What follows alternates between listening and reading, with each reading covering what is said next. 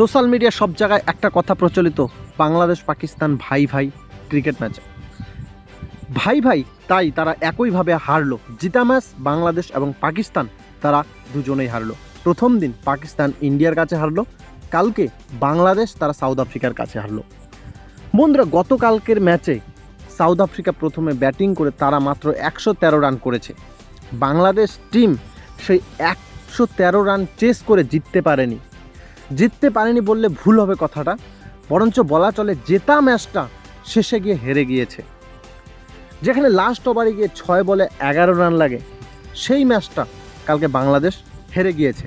যেমন তারা আগের দিন ইন্ডিয়া যেভাবে জিতেছে পাকিস্তানের বিরুদ্ধে, যেখানে ইন্ডিয়া তার আগের দিন 119 রান করেছে এবং তারা বোলিংয়ে এসে পাকিস্তানকে 6 রানে হারিয়ে দিয়েছে।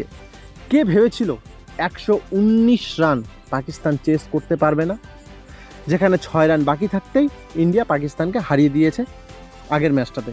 ঠিক কালকের ম্যাচে যখন সাউথ আফ্রিকা 113 করেছে, সেই 113 রান চেস করতে গিয়ে বাংলাদেশ 109 রানেই তারা তাদের ওভার শেষ করে দিয়েছে।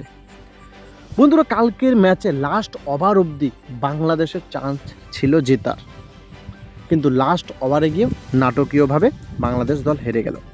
বাংলাদেশের সবথেকে দুর্দান্ত খেলেছে মোহাম্মদুল্লাহ রিয়াদ, যে কিনা লাস্ট ওভারেও যখন 2 বলে একটা ছক্কা লাগে, সেখানেও একটা খুব দুরন্তভাবে ছক্কাও মারতে গিয়েছিল। কিন্তু সাউথ আফ্রিকার তার ফিল্ডিংয়ের জন্য বিশালভাবে পরিচিত, যেখানে অ্যাডাম মাকরাম তিনি একদম বাউন্ডারি ঘেঁষে মোহাম্মদুল্লাহ রিয়াদের সেই ক্যাচটা ধরে নিয়েছে।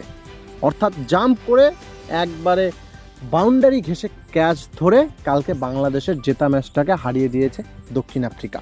আর দক্ষিণ আফ্রিকা এই ম্যাচ জেতার সাথে সাথে তারা প্রথম টিম হিসাবে সুপার 8-এ অলরেডি প্রবেশ করে গিয়েছে, কারণ 3 ম্যাচ খেলে 3টাতে জয়যুক্ত এবং তাদের পয়েন্ট সংখ্যা বর্তমানে 6।